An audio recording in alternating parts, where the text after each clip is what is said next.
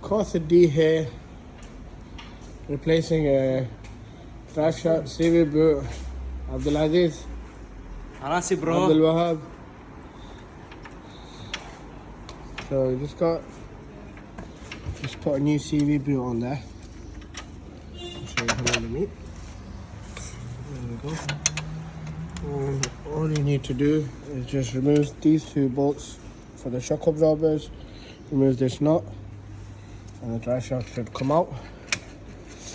We use the CV boot universal one and this tool to slide it in. I didn't have the right socket. These Corsa Ds usually have a special socket to open the drive shaft. I had this socket, it's number 36. I used this grinder just to slimming it down so that I can go into the slot. Did the job.